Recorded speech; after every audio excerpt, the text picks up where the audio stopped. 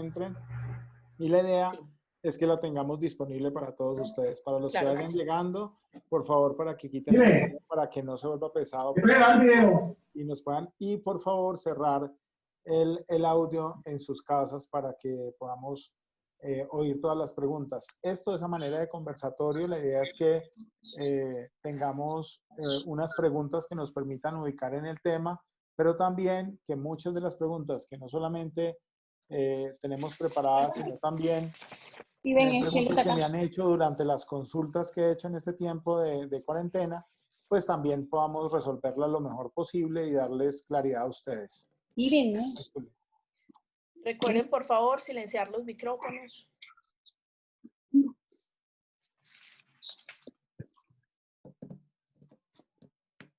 Listo.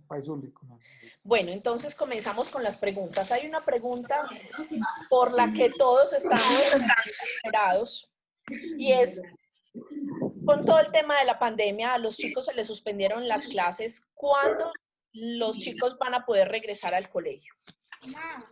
Bueno, entonces esa es una de las preguntas más recurrentes que tenemos cuando nos llaman a hacer consultas por telemedicina. Entonces, lo primero que tenemos que decir, primero, hay unos delineamientos del gobierno nacional acerca de cuándo, en términos generales, se va a retornar al colegio. ¿Cuáles son los parámetros que sigue el gobierno nacional para que eso se pueda dar? Entonces, posiblemente, y es lo que estamos viendo porque estamos en un cambio, digamos, de la estrategia que se va a llevar desde el 1 de junio en adelante, y es que dependiendo de cada zona geográfica y cómo esté en esa región el número de casos, cómo esté la mortalidad, pero muy especialmente el tema de unidades de cuidados intensivos ocupadas, va a ir cambiando y en cada ciudad van a haber diferentes regulaciones en esos aspectos. O sea, no solamente en el aspecto de la libre movilización y cuáles sectores pueden salir a trabajar o no, sino también, y en los permisos que se dan a determinados sectores, sino también en la parte de escolarización. Por ahora tenemos que la desescolarización por parte del gobierno va hasta el 1 de agosto. Ahora, para pacientes con inmunodeficiencias primarias hay que hacer varias salvedades. Todos los pacientes con inmunodeficiencias primarias no tienen una sola enfermedad.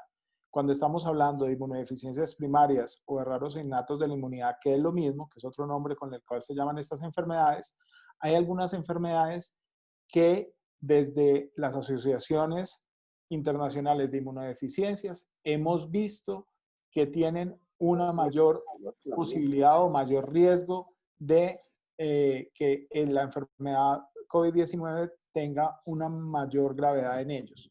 Entonces, en esos pacientes de mayor riesgo, digámoslo que en esos pacientes, y dependiendo de cómo esté el estado epidemiológico de la ciudad, vamos a hacer recomendaciones puntuales desde la parte médica. ¿Qué también hemos visto? Hemos visto que hemos empezado a hacer asociaciones entre cuáles son las comorbilidades que tienen los pacientes y la edad de los pacientes. Nosotros aquí, la gran mayoría de ustedes ve que o pensará que solamente la inmunodeficiencia son enfermedades de niños y resulta que no. Hay pacientes adultos que también tienen inmunodeficiencias primarias y muchos de los pacientes adultos han sido diagnosticados por infecciones graves a nivel pulmonar. Entonces, el hecho de ser mayor cada vez después de los 40 años, por cada década que usted aumente de vida en esos pacientes, van a tener mayor probabilidad de estar enfermos. Entonces, desde ese punto de vista, también hay que diferenciar el tipo de inmunodeficiencia y la edad que tenga el paciente. En términos de escolarización, entonces, lo que vamos a hacer es lo siguiente. Por ahora tenemos 1 de agosto como fecha. Para escolarizar a los pacientes, definitivamente unos 15 días antes de que llegue esa fecha, y dependiendo de lo que digan las autoridades locales en cada una de las ciudades, vamos a hacer diferenciación de cada caso para medir ese riesgo que tengan los pacientes. La segunda cosa es que ya tenemos informes preliminares, no son informes grandes a nivel mundial de cuál es el riesgo que tienen los pacientes con inmunodeficiencias primarias y cuáles son las inmunodeficiencias de mayor riesgo. Entonces, ahorita no es para hacer como todo el degrade de todas las inmunodeficiencias, pero digamos que hay unas que son más graves. Hay pacientes que están post-trasplante, hay pacientes que reciben medicamentos que denominamos biológicos y que tienen una incidencia en su respuesta inmune, y esos medicamentos biológicos que reciben algunos de estos pacientes también los hacen de mayor riesgo. Tenemos también pacientes que van a tener afecciones pulmonares de base, lo que llamamos neumopatías, o problemas, como en algunos de ellos, por ejemplo, el síndrome de George, que tenemos problemas en el corazón, en donde obviamente estos pacientes van a ser de mayor riesgo. Entonces, los médicos lo que vamos a hacer en esos pacientes es hacer una certificación para generar ese riesgo ante los centros educativos e informarles que ellos se comportan como población de riesgo. Esas poblaciones de riesgo muy seguramente van a tener una escolarización más tardía o van a tener que seguir desde la casa con telestudio. Entonces, desde ese punto de vista, vamos a clasificar esas inmunodeficiencias y nos va a tocar hacer un trabajo arduo y una comunicación con ustedes para decirles, según el tipo de diagnóstico que tenga, cuál va a ser lo que vamos a hacer para cada uno de los pacientes. Pero también es muy importante estar muy pendientes de cómo se está comportando cada ciudad. No todas las ciudades del país tienen el mismo comportamiento epidemiológico o de contagios. Entonces, y no solamente eso, en una misma ciudad hay barrios que tienen más contagios que otros. Entonces, posiblemente hasta tengamos restricciones de centros educativos en áreas específicas de la ciudad, como ustedes lo están viendo, por ejemplo, en Bogotá, pero también para hablar de Medellín, en Medellín hay áreas, por ejemplo, en la Comuna 13, en donde hay mucho mayor o se están concentrando más los contagios. Entonces, dependiendo también de áreas específicas de la ciudad, es hacia donde se están caminando esta segunda fase de mitigación de la enfermedad, en donde estamos tratando de saber en dónde están la mayor cantidad de casos, y en esos sitios obviamente vamos a tener que tener mayor precaución con los pacientes de inmunodeficiencias primarias. Ok, la segunda pregunta sería, muchos de los papás de pacientes con inmunodeficiencias primarias ya están teniendo que retornar al trabajo. ¿Cómo deben de hacer estos papás para manejar la situación, o si es conveniente que le pidan a sus empleadores que los deje continuar un tiempo más trabajando desde la casa? Nosotros desde Gelpharma y desde la Asociación Colombiana de Alergia e Inmunología mandamos un requerimiento al Ministerio de Trabajo y al Ministerio de Salud informando que había papás de pacientes que estaban papás de niños con inmunodeficiencias primarias y pacientes adultos con inmunodeficiencias primarias con esta enfermedad, para mirar cómo podíamos tramitar o incapacidades o permisos laborales, etcétera. Entonces, para esto hay una parte clara, es que nosotros como médicos podemos dar certificación de que hay un riesgo mayor para los padres que tienen estos niños con alto riesgo, y también podemos hacer certificación en pacientes adultos que son de mayor riesgo.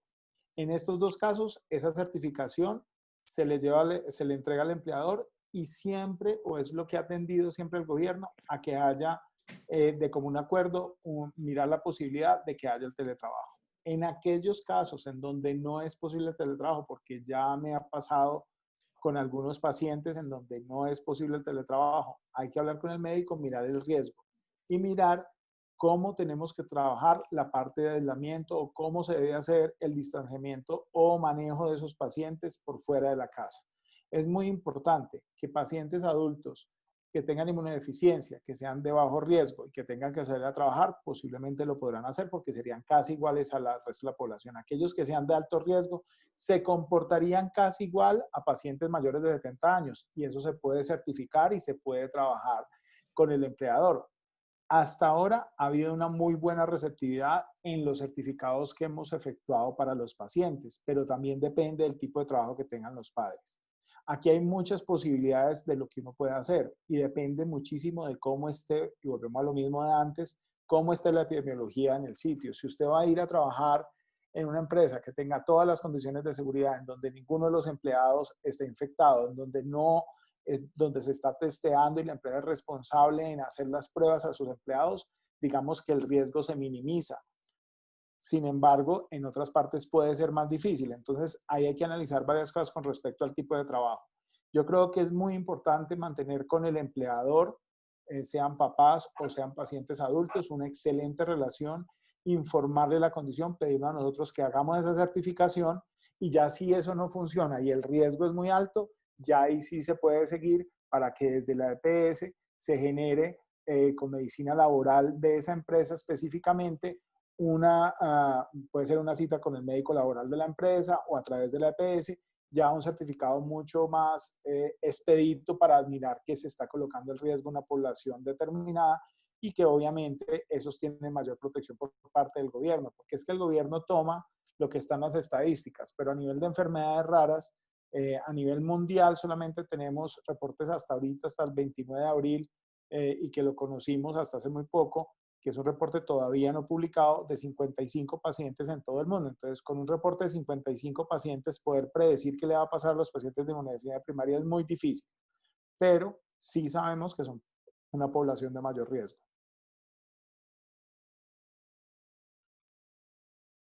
Espérate que no te estoy escuchando, Fay. Fay, tienes el micrófono cerrado. Sí, qué pena. Ahora sí.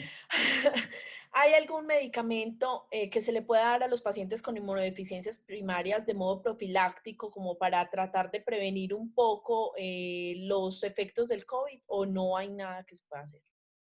Entonces, lo primero y más importante es que los pacientes que tienen tratamiento en curso no los deben suspender.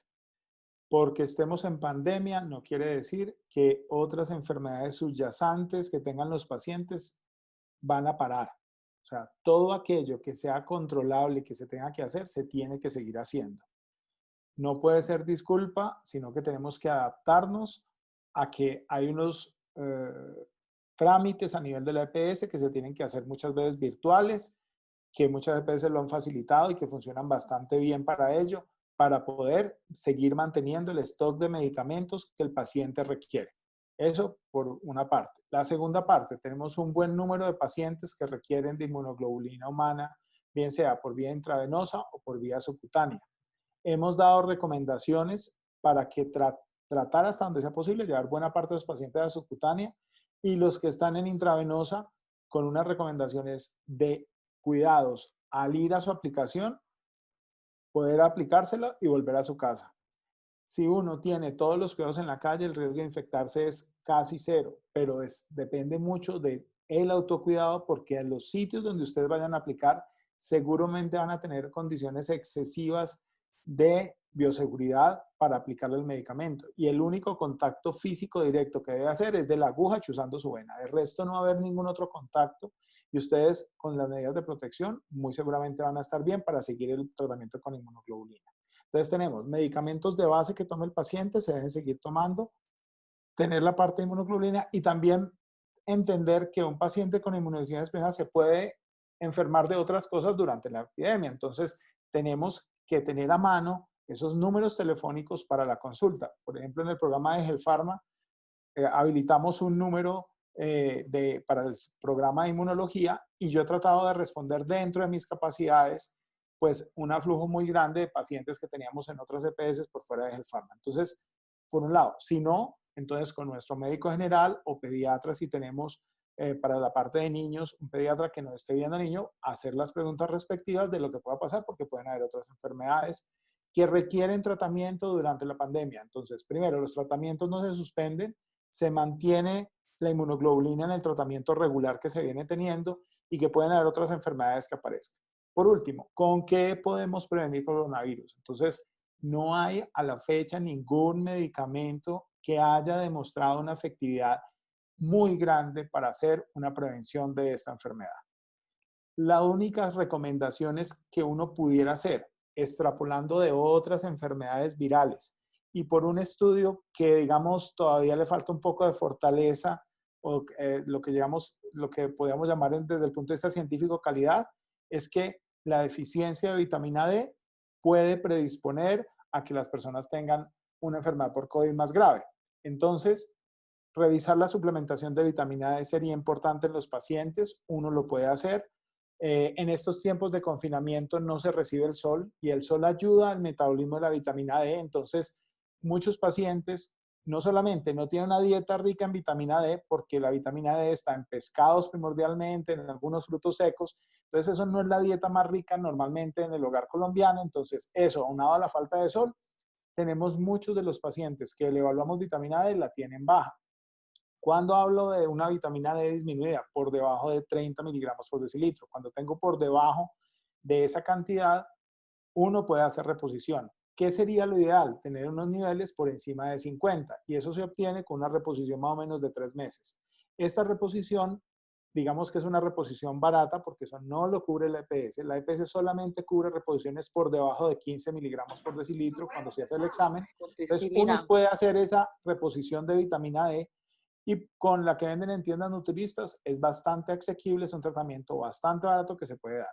¿Qué otra? Y ¿por qué les digo que son extrapoladas de otras infecciones virales? Porque se ha visto que, por ejemplo, para influenza virus, tener niveles altos de vitamina D es casi tan protectivo o una vez es mayor, según algunos estudios, que la vacuna para la influenza. Entonces, miren ustedes que en influenza virus sirve mucho la vitamina D. ¿Qué otras cosas pueden servir? Puede servir el zinc, que también lo hemos utilizado en muchos de nuestros pacientes, especialmente aquellos que tienen verrugas o lesiones por otro virus que llaman los virus del papiloma. Entonces, digamos que tener una nutrición balanceada hoy en día es muy importante para nuestros niños, tratando de darle todos los minerales y vitaminas. Digamos que serían los que tienen mayor, que tienen mayor evidencia, pero hay otros oligominerales que se pueden, que pueden estar involucrados. El selenio también algunos han tenido en algunos estudios. Pero decir que eso va a ser una prevención del coronavirus, no. Eso quiere decir que posiblemente eso potencie o ayude a que el sistema inmune que defiende contra virus esté muchísimo mejor. Entonces serían como algunas recomendaciones de lo que se ha visto durante este tiempo, de lo que digamos, se ha estudiado durante la pandemia. El micrófono. Ya. Es que soy muy obediente. Listo. Hemos visto durante todo este tiempo de la cuarentena que en las noticias anuncian que se están teniendo avances en vacunas contra el COVID-19 en diferentes lugares del mundo. Cuando esta vacuna salga, ¿los pacientes con IDP serán candidatos para su aplicación o como en muchas otras vacunas no se las van a poder aplicar? Entonces, con respecto a esto, mira, el tema de vacunas. Primero, hay diferentes tipos de vacunas, pero las podemos dividir en dos grandes grupos para que nosotros tengamos claridad. Las que llamamos replicativas y no replicativas. Las que son replicativas son vacunas que se hacen con el microorganismo, el que sea virus, bacteria, hongo, con el que quiera hacer la vacuna. Ese microorganismo está vivo, pero atenuado, atontado, se aplaca para que no nos pueda hacer daño, pero que sí nos sirva para poderlo reconocer.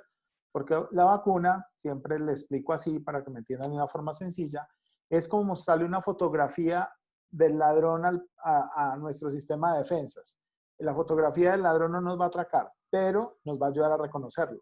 Entonces, las vacunas replicativas son con ese microorganismo, con el ladrón atontado. Pero las no replicativas son pedacitos o fracciones que ya están muertos del microorganismo.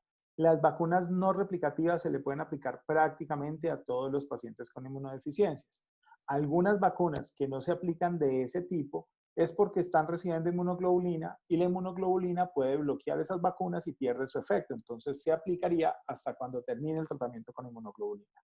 Haciendo esta explicación, tenemos que esperar primero dos eventos muy importantes por los cuales todo el mundo está diciendo que las vacunas no vamos a saber nada por ahí hasta dentro de un año y medio.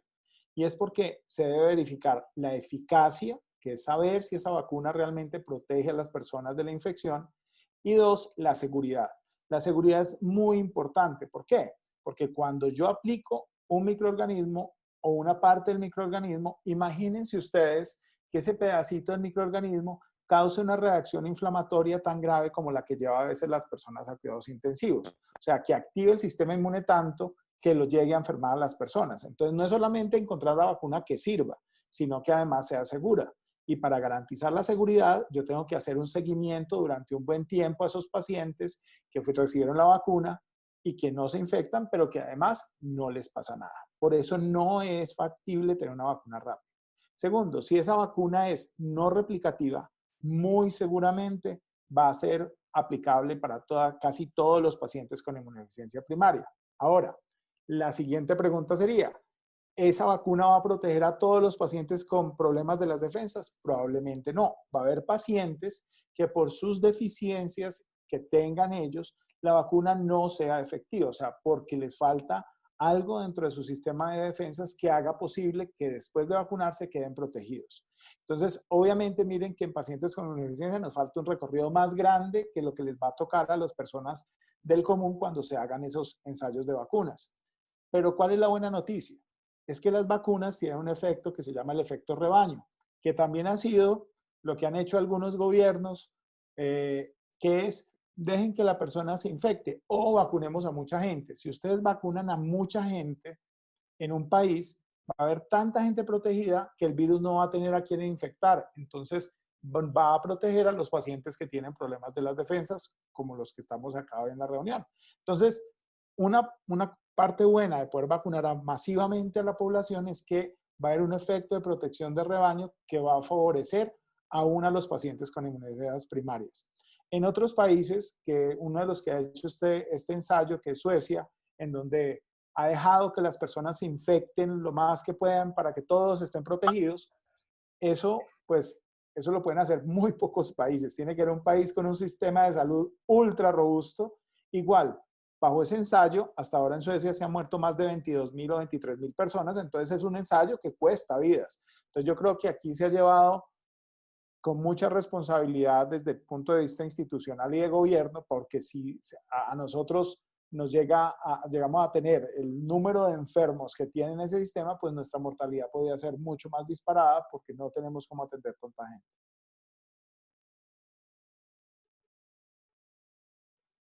Bueno, dentro de la población de inmunodeficiencias primarias tenemos varios pacientes a los que se les ha sido posible tener un trasplante de células madre. ¿Estos pacientes en caso de contagiarse podría estar en riesgo su trasplante o no tiene nada que ver? No, el problema que tienen los pacientes post-trasplantados de médula ósea va a estar directamente relacionado con los medicamentos que estén tomando, por ejemplo, para mantener el trasplante. Muchos de ellos toman lo que llamamos medicamentos que son inmunosupresores, que lo que hacen es que el trasplante se mantenga en el tiempo, que no haya un efecto de rechazo de ese trasplante. Esos medicamentos van a inmunosuprimir a la persona y lo van a poner en mayor riesgo. No quiere decir que la infección va a alterar lo que pasa en el trasplante, sino que los post-trasplantados, y especialmente dependiendo su estado clínico, hay varias formas de evolución de un trasplante. Hay uno durante los primeros 3 meses, hay un riesgo muy alto, los pacientes están hospitalizados bajo unas condiciones de seguridad extrema para que no se infecten. Obviamente, cualquier infección en el momento va a ser grave, incluido COVID. Más allá de ese tiempo depende de cómo se vaya recuperando su sistema inmunológico. Si su sistema inmune recupera muy bien y yo estoy dando muy poco inmunosupresor, en esos pacientes van a tener casi un sistema inmune parecido al de una persona normal. Algunos de los pacientes requieren terapia de reemplazo con inmunoglobulina. Entonces, esos pacientes obviamente van a tener todavía un riesgo porque quiere decir que su parte de anticuerpos o de inmunoglobulinas todavía está afectada y también tendrían un riesgo similar al de otras inmunizaciones de anticuerpos. Entonces, hay que individualizar cada caso, pero en la medida que esté más cercano a la fecha de realización del trasplante o que esté tomando inmunosupresores, va a ser más grave una infección por COVID. Ok, bueno, entonces decimos con que ¿cuáles son los tipos de inmunodeficiencias primarias que corren más riesgo al momento de infectarse? Bueno, entonces aquí voy a utilizar acá una trampita que tengo acá porque es importante que esto pues no sale pues de que el doctor Julio César lo está diciendo, sino que nosotros hacemos parte de la CID, que es la Sociedad Latinoamericana de Inmunodeficiencias Primarias, y ha sacado varios comunicados para hacer este tipo de recomendaciones. Entonces, digamos que los que se enumeran de más alto riesgo son aquellos que tienen inmunodeficiencia combinada severa o con deficiencias celulares, que son aquellas que comprometen linfocitos T. Otro tipo de inmunodeficiencias que se denominan de disregulación del sistema inmune o antiinflamatorias y que son tratadas con biológicos, que ya lo hemos dicho. Esos podríamos ubicarlos como de mayor riesgo. También aquellos pacientes que han sido trasplantados recientemente, como lo decíamos ahorita, que estén tomando drogas inmunosupresoras, o sea, que deprimen o disminuyen la capacidad del sistema de defensa.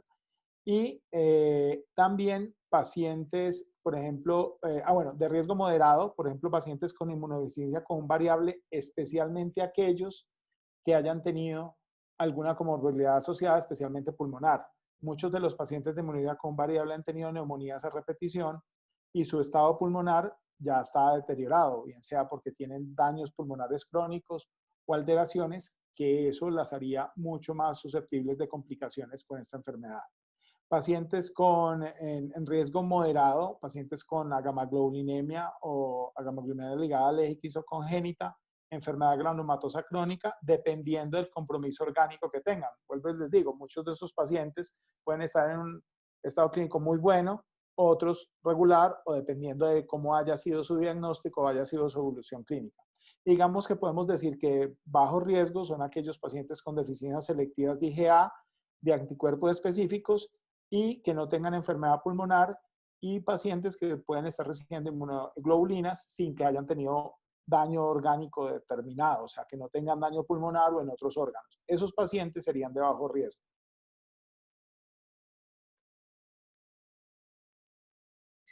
Siguiente pregunta. A los pacientes que se infectan, ¿es recomendable aplicarles una dosis adicional de gamaglobulina? No, en este momento la idea ¿cuál es? Estamos tratando en las evoluciones que tenemos de los pacientes en telemedicina o con teleconsulta, primero mirar el estado clínico de los pacientes, o sea que los pacientes estén libres de infección. En aquellos pacientes que aún estando en confinamiento, en donde uno debe estar menos expuesto a cualquier infección, aún así, estos pacientes tienen infecciones, estamos revisando los niveles de inmunoglobulina. En los pacientes que han tenido algún retraso en la aplicación de su tratamiento, estamos haciendo niveles para mirar cómo están esos niveles. Entonces tenemos dos aspectos fundamentales. Es si tenemos buenos niveles de inmunoglobulina G y estamos libres de infección, digamos, y no estamos en un grupo de riesgo, digamos que ese paciente se convierta como cualquier otro y hay que mirar cuál es el curso de la enfermedad de COVID en ese paciente si le llegara a dar. ¿Cuándo se utiliza inmunoglobulina? Es una indicación que denominamos los médicos off-label. ¿Eso qué significa? Es una indicación de inmunoglobulina que no está aprobada su utilidad en COVID, porque la inmunoglobulina puede servir como tratamiento en aquellos casos más graves, especialmente aquellos que van para la UCI. Entonces, uno sí pudiera utilizar inmunoglobulina, pero haciendo previamente un testeo de la IgG en sangre y mirando cómo están sus niveles para mirar si se llega a infectar, si requiere una dosis extra. Pero de rutina, eso no se va a hacer.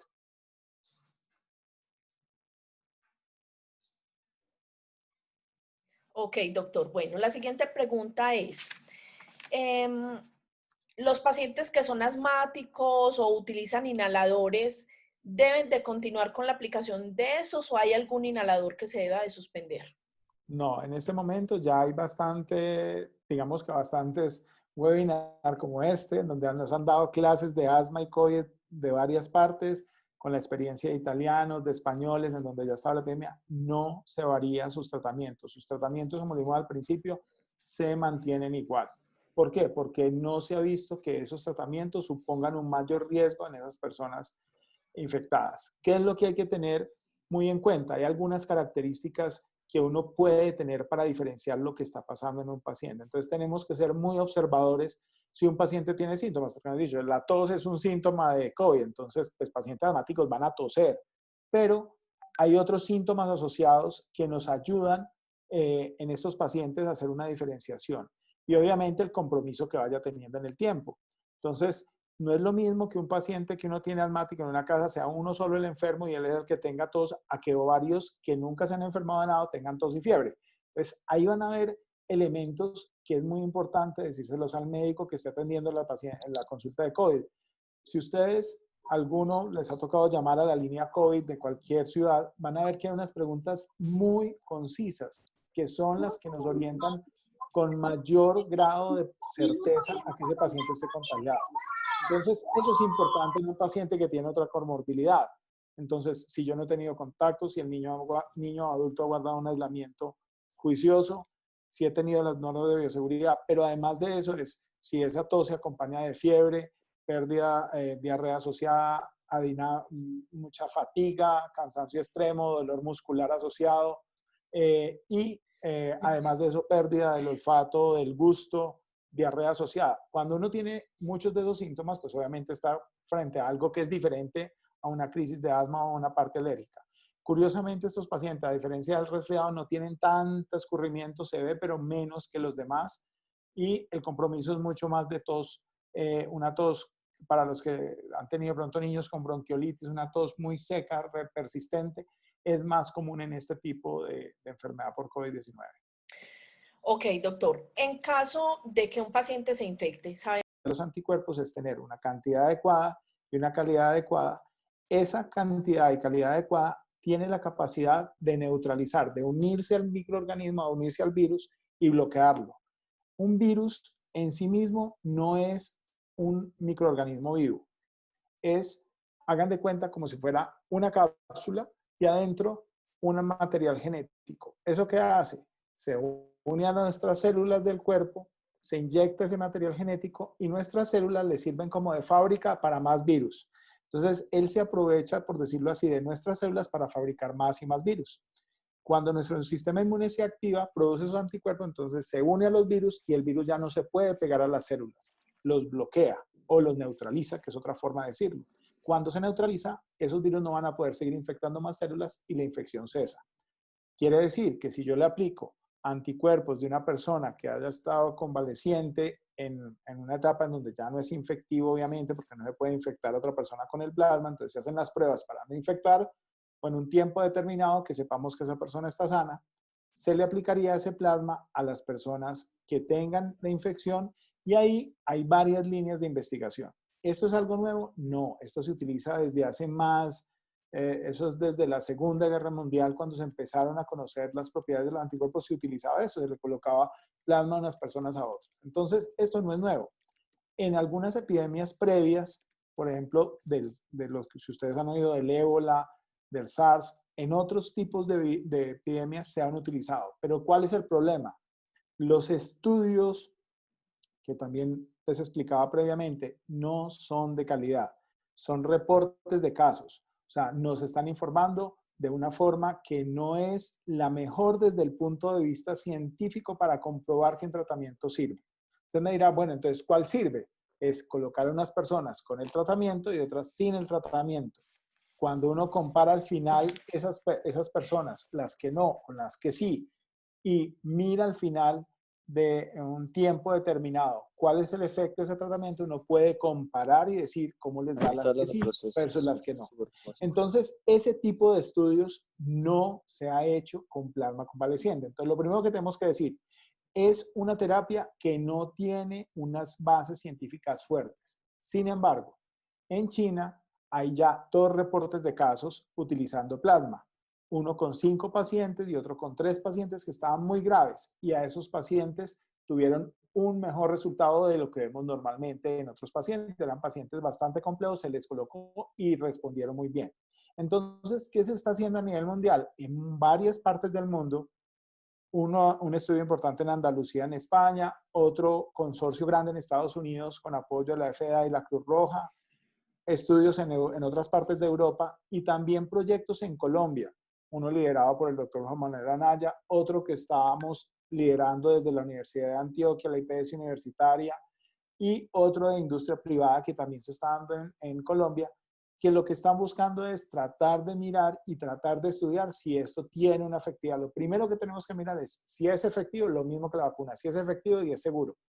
Y la pregunta del millón, porque hay diferentes tipos de estudios para esto, es si se le coloca a aquellos que tienen un COVID moderado o se los colocamos ya cuando el paciente está grave. El estudio que estamos proponiendo desde la universidad es en pacientes graves y mirar cuál es el efecto sobre la mortalidad y el tiempo en cuidados intensivos. Entonces, la idea es poder hacer estos estudios. Es difícil, a pesar de eso, conseguir financiación rápida, montar el estudio, pasar, eso tiene que tener autorización de INVIMA. No es que alguien le dio COVID grave y mañana va a tener plasma para aplicarse. No, eso tiene que tener unas autorizaciones de INVIMA porque es un medicamento que está en experimentación, no es un medicamento probado con una eficacia comprobada y seguridad comprobada. Entonces, obviamente, ya tenemos reportes de pacientes a los cuales le ha funcionado, ustedes lo han visto en las noticias, pero los reportes de caso no nos dan ni la eficacia de un tratamiento ni la seguridad del mismo. Entonces, apenas también estamos conociendo de este tratamiento y puede ser útil y digamos que lo que aparezca en los estudios nos va a dar mayor validez y de pronto va a hacer que las autoridades sanitarias nos permitan utilizarlo muy pronto. Aquellas personas que conozcan personas infectadas, pues es importante que esas personas que son convalecientes, pues digamos que tengan esa voluntad de estar disponibles, porque no es tan fácil, no es solamente que se hayan enfermado, sino que también su tipo de sangre sea compatible y no puede ser en mujer que haya tenido hijos, porque esas mujeres, su sangre tiene unos tipos de anticuerpos que pueden hacer reacciones transfusionales cuando se aplica el plasma. Entonces, es un medicamento que tiene muchas aristas, pero que nos puede servir, pero que todavía no tenemos información cierta de cuál es su eficacia.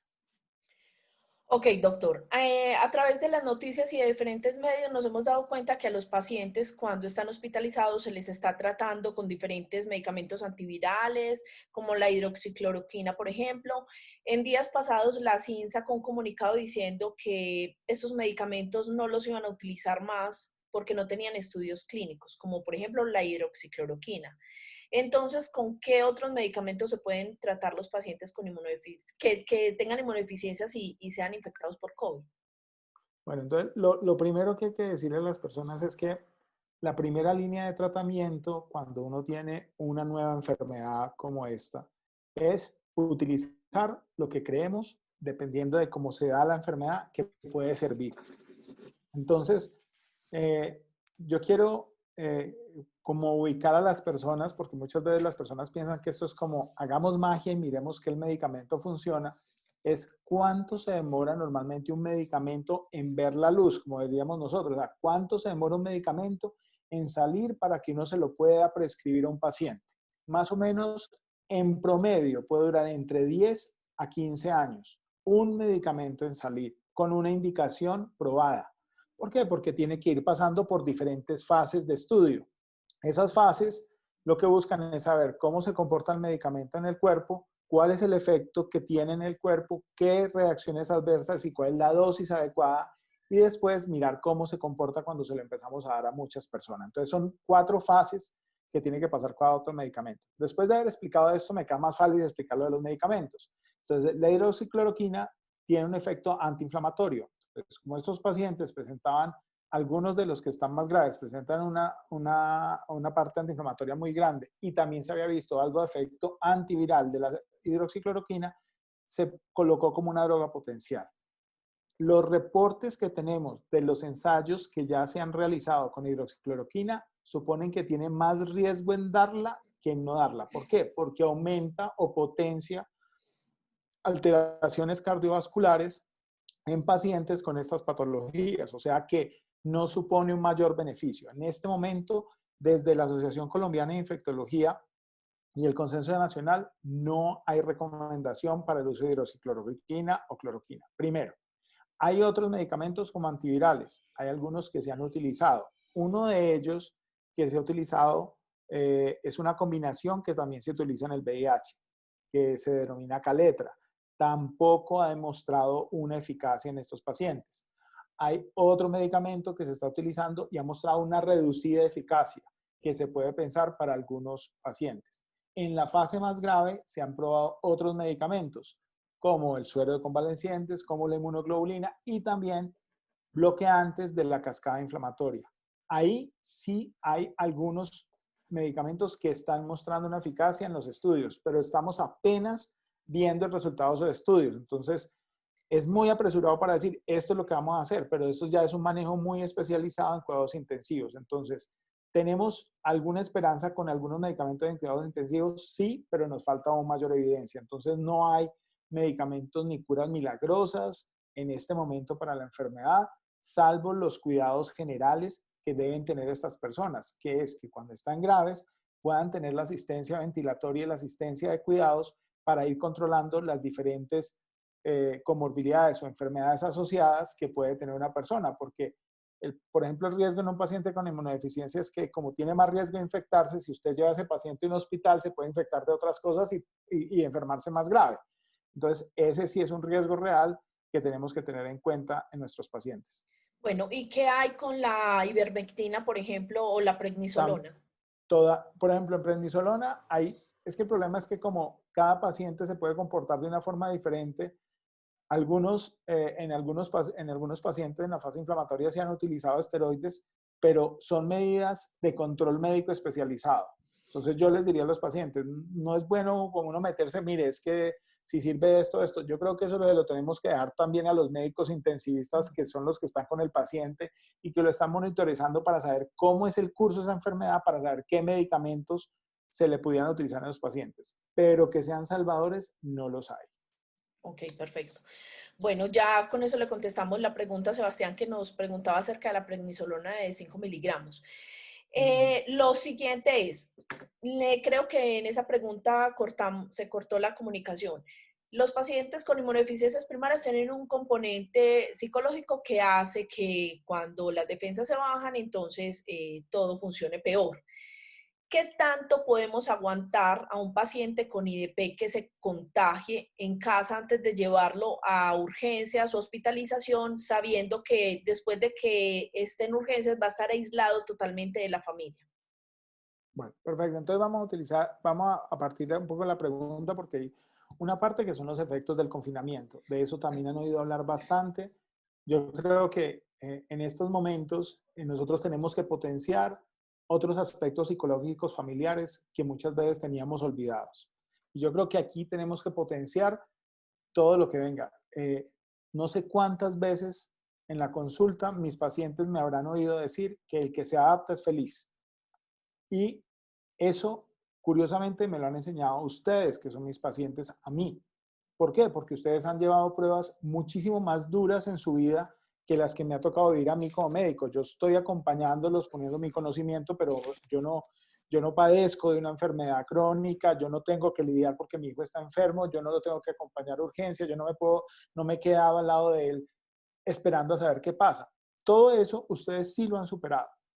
Entonces, también se ha dado cuenta que convivir con una enfermedad tiene eso, tiene que tener unas ciertas características de adaptación en la familia, de irnos adaptando a lo que vaya viniendo. Nosotros tenemos que tener la capacidad de decir, bueno, vamos y siempre tengamos ese punto de apoyo. Entonces, ahí tenemos que hacer cosas importantes a nivel familiar, que es, obviamente, todo lo que este tipo de situaciones nuevas nos están dando de nuevo. Entonces, muchas veces no podíamos hablar con las personas que teníamos al lado, estábamos tan ocupados y totalmente entregados a nuestro trabajo o a otras condiciones que nos habíamos olvidado muchas cosas de cómo era compartir en familia. Entonces tenemos que sacar eso y aprovechar y gozarnos, para aquellos que son papás con niños enfermos, gozarnos nuestros hijos, porque eso es una bendición. Y la otra parte importante, tenemos pacientes adultos que de pronto estamos viviendo solos o que no tengamos muchos familiares al lado, es empezar a integrar todas las redes familiares y utilizar los medios electrónicos, los medios de llamadas y demás. Yo particularmente, mis dos papás son mayores de 70 años. Yo paso, les dejo los medicamentos, les dejo el mercado, los saludo a 2 metros y los llamo 2 o 3 veces al día y nos vemos por chat, y ellos han activado un mundo de cosas que en su vida habían conocido. Mis papás no tenían idea que era Netflix, se meten a Netflix y demás. Entonces yo creo que lo que le guste a cada uno hacer en su casa hay que potenciarlo, para que eso también nos ayude al sistema inmune. Si un paciente se llega a enfermar y se tiene que aislar, con todo respeto, va a ser igual a cualquier paciente de COVID. Cualquier paciente de COVID se va a tener que aislar en el mundo, porque ese paciente va a requerir unos cuidados y no puede ser un núcleo de contagio para muchas otras personas. Entonces tenemos que ser muy conscientes que alguien que tenga esta enfermedad no está enseñando nada nuevo. Hace 2 siglos la humanidad se dio cuenta que lavándose las manos prevenía enfermedades. O sea, desde 1800 sabemos eso. O sea, no estamos descubriendo nada nuevo. Nos están diciendo de nuevo, nos está diciendo la naturaleza, mire, usted debe tener autocuidado. Segunda cosa súper importante, es que si estoy enfermo con algo que sea transmisible, me quedo en casa y me guardo. Eso es lógico. Si yo tengo capacidad por alguna forma, por mis manos, mis secreciones o de alguna forma de contagiar a otro, me tengo que mantener aislado y lo más lejano de otra persona. Esas son normas de sentido común. Eso no es una cosa que nos trajeron y que sea lo más horrible del universo. Los 2 primeros días del tapabocas, que me ha tocado salir a mercar, a hacer las vueltas, etcétera, y a ver pacientes también, a llevarles medicamentos, al primer día era desesperante. Ya después, como cualquier otra cosa, uno se acostumbra a que el tapabocas está, se le olvida que está ahí. Entonces, es importante aparte. Entonces, nuestros pacientes sí van a estar aislados. Hay que establecer, si eso llegara a pasar con los médicos, formas de comunicación. Hay partes en el mundo en donde tienen capacidades, especialmente para todo el traje de bioseguridad, para esto. ¿Por qué es importante que un paciente que está en un medio hospitalario sea muy bien protegido? Porque se ha visto que los virus pueden reinfectar a un paciente. Quiere decir, yo estoy hospitalizado y si en el hospital alguien está enfermo y me vuelve y me enferma, va más fuerte. Por eso muchos de los médicos y enfermeras que han sucumbido a esta enfermedad, se piensa que es porque se infectaron muchas veces dentro de su hospital. Y el que reciban una carga viral tan grande, eso puede agravar la enfermedad. Entonces, es necesario que los pacientes estén aislados, estén protegidos y obviamente, pero no incomunicados. Es importante. Tenemos que buscar la forma siempre de estar comunicados y estar dando todo el apoyo y estar presentes. Es una realidad muy dura en algunas partes donde tienen los recursos para que una persona entre acá y como traje espacial allá a visitar a su familiar lo hacen, pero acá los recursos son limitados y estamos en un país con unas grandes desigualdades de sus sistemas de salud en donde dependiendo en la ciudad donde estés, va a ser tu riesgo de muerte. Entonces eso también es importante. Entonces nos debe llevar a cada vez mayor conciencia y más cuando tenemos pacientes que tienen mayor riesgo. Perfecto. Bueno, el gobierno estableció unos horarios para que los niños salieran, que son 3 veces por semana, media hora. ¿Es conveniente que salgan o preferiblemente que no salgan? Lo mismo que estamos hablando. Si son niños de bajo riesgo y que no tienen un riesgo elevado, yo creo que bajo las condiciones de seguridad los niños pueden salir, pero manteniendo las condiciones de bioseguridad. O sea, si yo salgo con las condiciones, a ver, eso ya no lo han enseñado países más desarrollados, ¿sí? Más desarrollados culturalmente, porque uno piensa el desarrollo en términos de que tienen más UCIs, más médicos entrenados, más recursos. No, culturalmente. O sea, Japón, por ejemplo, hay uno de los países que no se habla nada es Tailandia. Tailandia queda pegado a China y tiene menos pacientes que nosotros infectados. Y estaba pegado a China. ¿Desde hace cuánto están ellos con un influjo de virus impresionante? Y no tienen casi casos. ¿Qué hicieron diferente? La gente se cuida a las demás personas. Entonces, si a uno le dicen unas normas, es para seguirlas. Mire, con todo respeto, uno sale a la calle, ve a la gente con el tapabocas por aquí, rascándose en la cabeza, moviéndoselo, tocándoselo, tocando a todo el mundo, nomás guardando la distancia. Entonces, dependiendo de cómo yo lo haga, voy a estar protegido. Si yo tengo y si mi hijo no lo necesita, porque hay unos que les gusta salir muchísimo, otros que no lo necesitan tanto, eso también depende de cada familia. Entonces van a haber diferentes tipos de personalidades en donde van a haber unos que quieran darse pues una vuelta muy pequeña porque debe ser así. No es llegar, sacar al hijo al parque, jugar un partido de fútbol. No, no, no. Esto es salir, caminar, cambiarse un airecito, como verlo, el verde que hay cerca de la casa y punto, y volver. Y si hay unidades en donde pueden hacer recorridos cortos, también. O que van a sacar al perrito a la hora aprovechan y hacen una sola salida y así salgo menos. Es solamente, yo creo que es introyectar el autocuidado en todos nosotros. Ok, perfecto. Bueno, entonces vamos a empezar con las preguntas del público. Dice Isabela Restrepo, doctor, ¿qué se sabe que los pacientes que les ha dado COVID se pueden sacar plasma y se les puede aplicar a los pacientes en riesgo? Sí, claro que sí, sí se puede hacer, pero como les dije, hay todavía unas regulaciones fuertes. Apenas hay un estudio en Colombia que creo que ha pasado para empezarlo a hacer, porque el INVIMA se demora un tiempo en aprobarlo. Eso no es que nosotros quisimos hacerlo y mañana lo vamos a estar haciendo, no. El INVIMA tiene que autorizar los protocolos porque no es un medicamento que esté probado en el mundo con una eficacia y seguridad demostrada. Ok. Valesca Ríos pregunta, tengo familiares en proceso de recuperación de COVID. ¿En cuánto tiempo podemos tener contacto con ellas? Ya llevan 21 días desde el primer síntoma. Muy buena pregunta. Depende de cómo es la evolución del paciente. Pacientes que han tenido una evolución de moderada a grave, o sea, que han necesitado hospitalización o cuidados intensivos, van a ser contagiantes muchísimo más tiempo, ¿cierto? Entonces van a contagiar mucho más tiempo. Voy a ver si tengo acá una partecita de la pantalla. Me esperan un segundito, Sí. si la puedo proyectar, que es muy bueno para la pregunta. Esta es una presentación del doctor Francisco Espinosa. Entonces, a él le damos el crédito, que es un médico inmunólogo muy amigo de nosotros, de México, que hizo una presentación hace muy poco. Entonces, Dame, por favor, habilítame para poder compartir, por favor, Fai. Ya. Ay, ¿por qué no me deja ver? Compartir ya. No me deja. No te deja. Ya, ahora sí, espérate un segundo. Momento. ¿Ese es el tuyo o el mío? No, ese es el tuyo. El mío. Estoy compartiendo el tuyo.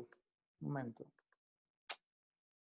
Cierro el tuyo, qué pena. A ver, compartir pantalla. Ya. Ok. Ahorita se abrió y después se cerró. Me parece como si me lo hubieras inhabilitado. Bueno, les voy a decir, básicamente, una persona que ha tenido enfermedad grave puede tener capacidad de contagio hasta por encima del día 25. Cuando son infecciones asintomáticas o leve, pueden ir entre el día 14 hasta el día 21. ¿Sí? ¿Cómo podemos estar más seguros? Hay una forma de hacerlo que puede ser tranquilizante, es cuando la persona esté libre de síntomas, que esté totalmente asintomático. Después de una prueba positiva, generalmente se tiene que hacer una prueba que es los que en el Ministerio de Salud están como recuperados. Entonces se hace la prueba, cuando esa prueba sale negativa, digamos, y ha pasado más allá del día 21, casi podemos decir que estamos ante un riesgo muy mínimo. Para, por ejemplo, tomar muestras de plasma convaleciente, para ponerle a usted el ejemplo, se trata de que sea por encima del día 28 o 25. Entonces, miren ustedes que, digamos que después de 21 días sería muy seguro para los demás pacientes tener contacto con una prueba negativa confirmatoria de que está negativa. Ok, Luciano Espina nos pregunta, ¿cuál sería la dosis de vitamina D en niños y adultos? Más o Y, menos. sí. ¿Y Sí, qué marca sería la recomendable? no, hay una cosa muy buena, es que la vitamina D que viene americana es bastante buena y barata. Y es la que yo mando generalmente. Los niños pueden tomar de 1000 unidades, digamos niños por encima de 2 años. Si son por debajo de 2 años, yo ya ahí sí tocaría por gotas y hacer el cálculo por el peso, pero digamos que de 2 años en adelante uno puede utilizar 1000 unidades. En niños hasta de 5 o 6 años. Por encima de 6 años y de 30 kilogramos uno puede utilizar 2000 unidades hasta por 3 meses. Ojo, la vitamina D no se puede tomar por más de 3 meses porque a los 3 meses siempre recomendamos hacer unos niveles, porque los niveles excesivos son tóxicos. Entonces la idea es llevarlo a unos niveles que sean óptimos, que son ojalá por encima de 50, entre 50 y 70. ¿Sí? Por encima de 100 ya es tóxico. Entonces la idea es que podemos hacerlo hasta por 3 meses. Los adultos 2000 unidades está totalmente bien como reposición. Y si aumentamos los alimentos ricos en esa vitamina, ¿cierto? Recuerden, por ejemplo, la leche está enriquecida con vitamina D, muchos de los yogures que tomamos, los pescados, mariscos, frutos secos, tienen vitamina D. Perfecto. Nos pregunta Santi Gallego Jaramillo. Hola, buenas noches, doctor. Si una persona trabaja como independiente, ¿qué cuidados debe tener? Los mismos que tiene que tener cualquier persona con su empresa. O sea, dentro de su empresa como tal, deben tener unos protocolos de bioseguridad que deben establecer dentro de la empresa, y eso es muy importante. Cada uno se tiene que volver una persona vigilante de la bioseguridad del otro. O sea, esto nos está enseñando la epidemia, cuidarnos los unos a los otros. Entonces, primero, que la empresa esté cumpliendo con todos los estándares. ¿Los estándares cuáles son? Los empleados que estén en un trabajo determinado, en una empresa que esté habilitada para trabajar, esa persona debe tener medición de temperatura, debe tener todas las medidas de protección, el aislamiento en el puesto del trabajo requerido, el uso del tapabocas, el lavado cada 2 o cada 3 horas dentro de sus instalaciones y ojalá tener un medio adicional de limpieza de superficies. O sea, si yo estoy trabajando en una superficie determinada, un teclado, entonces muchas personas dicen, mire, póngale uno de esos papeles chicle al teclado, por ejemplo, yo estoy trabajando en un computador, le pongo papel chicle, yo llego, puedo estar limpiando eso porque está echando alcohol al computador, pues eso pues puede terminar dañando el computador, pero uno puede perfectamente poner un papel chicle encima y en las superficies donde esté trabajando también estar limpiándolo.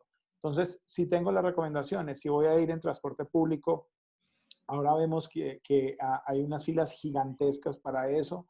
Entonces, tenemos que guardar esa distancia, ser muy precavido. Otra cosa importante es no hablar. O sea, tratar de que cuando uno está en el transporte no estar hablando con todo el mundo, porque cuando uno habla tiene mayor predisposición de infectar a los demás. Lo mismo en el trabajo, ¿sí? Porque, y hay otra cosa importante en el trabajo que bueno que lo preguntaste, porque muchas de las infecciones que se han dado es que en el puesto de trabajo ponen su tapabocas, se limpian, se organizan todo. Y hay un receso y se juntan, rompen el aislamiento, están a menos cercanía, se ponen a tomar de la misma taza. No, aquí tenemos que guardar eso, lo mismo para esa parte social en la cual los colombianos somos tan afectivos. Entonces ahí también tengo que tener. Entonces tener todas las precauciones, porque si tienes que ir a trabajar es mantener esas precauciones también en el trabajo. Ok, Paulina Puerta nos pregunta, con las políticas colombianas, ¿en cuánto tiempo se espera que se empiece a desarrollar niveles considerables de anticuerpos en los pacientes no IP? Aquí le acabo de preguntar qué era IP. Sí, no, la idea ¿cuál es? Es muy importante para tener, me imagino que me está preguntando por el efecto rebaño, o sea, ¿en qué momento, después de que la pandemia se haya desarrollado, vamos a estar protegidos? Cuando el 60% de la población haya sido afectada. O sea, que eso se va a demorar un tiempo. Eso demora un tiempo porque nosotros con todos estos, digamos que, condicionamientos a la movilidad y el aislamiento, lo que hemos hecho es retrasar la infección y en algunos casos hasta contenerla. Les voy a poner un ejemplo sencillo. Tenemos un pueblito, el que quieran, lejos de Colombia, se tiene 2 entradas, que es lo que ustedes han oído, municipios no COVID. Entonces, ¿qué pasó? Allá no llegó nadie con COVID. Entonces, si no llega nadie con COVID, no va a haber COVID allá. Eso no va a llegar por el aire volando, pues hasta allá, hasta el pueblito. No va a llegar. ¿Por dónde llega? Se va a llegar caminando con una persona que lo lleve. ¿Qué hacen esos pueblos? Y son muy juiciosos, y los hay muy juiciosos, con alcaldes muy buenos, con médicos muy entrenados, con una policía comprometida, con una comunidad comprometida, en donde ponen barricadas y solamente entran y salen. El que se va a quedar en el pueblo, entra en aislamiento, entra en cuarentena. Usted se va a quedar acá 14 días encerrado en su casa y casi que lo vigilamos, lo estamos llamando. Esta es la condición para quedarse en este pueblo. Entonces, cuando esas normas son así de claras, ese pueblo puede estar libre. Pasó en Italia. En Italia hubo un pueblo que tuvo COVID, hicieron el aislamiento del pueblo y después de eso no hubo por ahí en adelante ningún caso. Entonces, esa es una forma de tratar lo que puede pasar, y eso se puede hacer micro y mucho más difícil macro en una ciudad, porque las ciudades, al tener muchas más densidad poblacional, va a haber más interacción y eso va a ser mucho más complicado hacerlo. Entonces, para responder claramente la pregunta, llegar a que muchos de nosotros tengamos anticuerpos va a demorar muchísimo tiempo.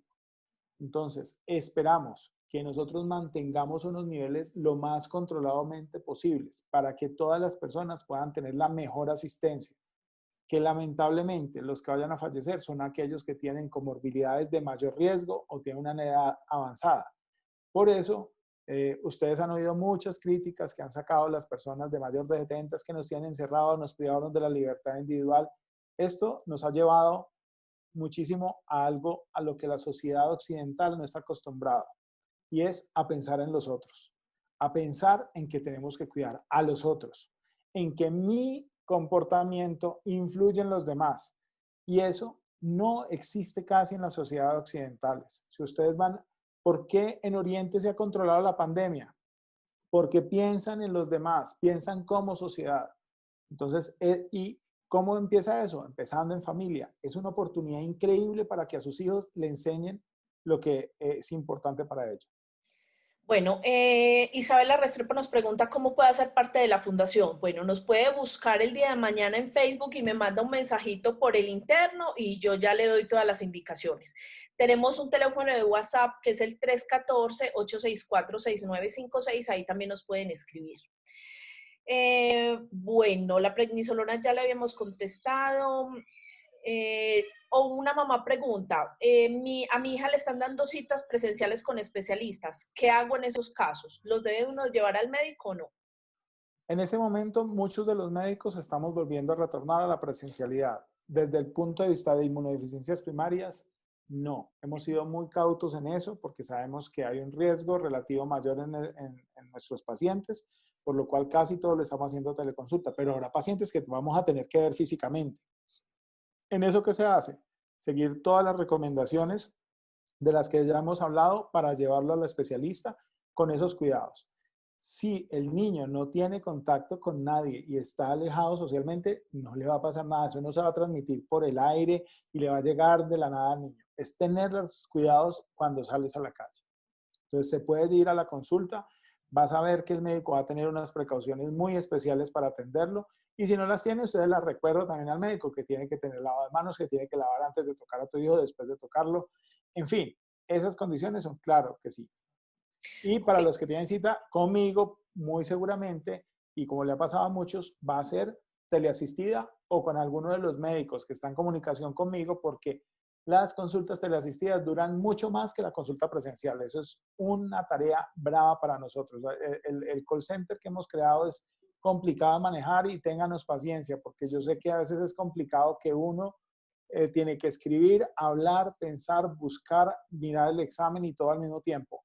En presencial, las consultas son más rápidas. Ok, Juan Pablo Reserva nos pregunta que si el uso constante de tapabocas puede producir otras enfermedades. Si usted utiliza bien el tapabocas, no. O sea, el tapabocas hay de dos tipos, eso también lo han repetido bastante en la televisión. Hay unos que son desechables, que son el que llamamos quirúrgico clásico, que es blanco y azul. Ese dura 8 horas, o sea, dura un día. Y ese se desecha, porque eso se va a mudar, se va a humedecer. El que tratamos de tela, que están vendiendo en varias partes, que es con tela antifluido, ese se puede reutilizar más o menos unas 20 veces, es el promedio más o menos que tiene la tela. ¿Por qué? Porque esa tela, como todas las telas, empieza a soltar pelucitas y empieza a picar en la nariz impresionante. Entonces también eso no es eterno, pues que ese de tela va a durar toda la vida, no. Eso tiene unos usos de un tiempo determinado y usted se da cuenta porque empieza a molestar en la nariz. Entonces, si usted lo utiliza adecuadamente, lo utiliza ajustado, cubriendo desde la parte de la nariz hasta que le cubra acá debajo, porque también hay unos como, yo soy cabezoncito, pues necesito unos más grandes. Uno tiene que mirar que le ajuste bien y que esté adecuado. También es importante, talla a veces mucho acá en las orejitas, hay algunos truquitos como utilizar botoncitos atrás o amarrarlo hacia la parte, hacia acá arriba en la cabeza, que ajusta mucho mejor. Si usted sube el nudo que hace hacia acá arriba es muy grande y hay unos de cauchitos detrás de la oreja. Se pueden utilizar adecuadamente, no va a tener problema. Si usted está tocando el tapabocas, pues no está haciendo nada, porque usted está llevando el tapabocas y se va a rascar por dentro, se lo lleva a la boca. Todo lo que lleve cerca de ojos, nariz o boca es riesgo de infección. El tapabocas por fuera va a estar sucio porque es el que está en contacto con fuera, entonces no lo debo tocar simplemente por los bordes. De eso ya han dado orientaciones muy grandes en televisión y hay que seguirlas al pie de la letra porque las dan muy precisas, especialmente por médicos. Ok. Y en la página del ministerio, que hay muy buenas recomendaciones y videos para ello. Gladys Astrid nos pregunta, ¿las mujeres embarazadas cuánta ingesta de vitamina D? Mujeres embarazadas, a ver, mujeres embarazadas, pero en mujeres embarazadas sí es bueno hacer cuantificación para mirar a ver realmente cómo están en ellas en el momento y porque tienen algunas restricciones, pero no habría ningún problema colocarlas. Yo en ellas sí sería bueno hacer un examen de sangre de vitamina D previamente para mirar cuánto le vamos a colocar. Ok. ¿Cierto? Puede estar entre 2.000 a 5.000 unidades diarias, dependiendo de cómo estén los niveles. Bueno, lo que pasa es que nos faltan ya 4 minutos para que se nos acabe la sesión, entonces vamos con la última pregunta. ¿Qué alternativa tenemos si empieza a haber desabastecimiento de gamma-globulina por problemas de producción o de importación? Es una pregunta muy difícil, muy dura. Estamos haciendo hasta lo imposible. No se imaginan desde el punto de vista hemos hablado con los distribuidores.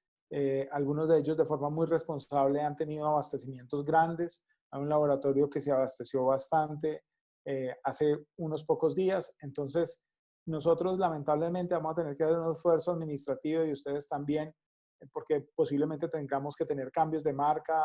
Esperamos que no dé vía de administración. Estamos haciendo todo lo posible. Muy seguramente la fundación, en conjunto con nosotros, va a iniciar también acciones legales en caso de que no se logre mejorar el precio nacional de inmunoglobulina, que es el principal obstáculo para que no tengamos todas las marcas como en otros países más desarrollados. Ok, Paula Cadiz nos pregunta, la OMS afirma que el virus va a convivir muchísimo tiempo con la humanidad. A largo plazo, ¿cuál sería su recomendación con nuestros hijos? ¿Se deben de quedar aislados hasta que tengamos una vacuna o tratamiento?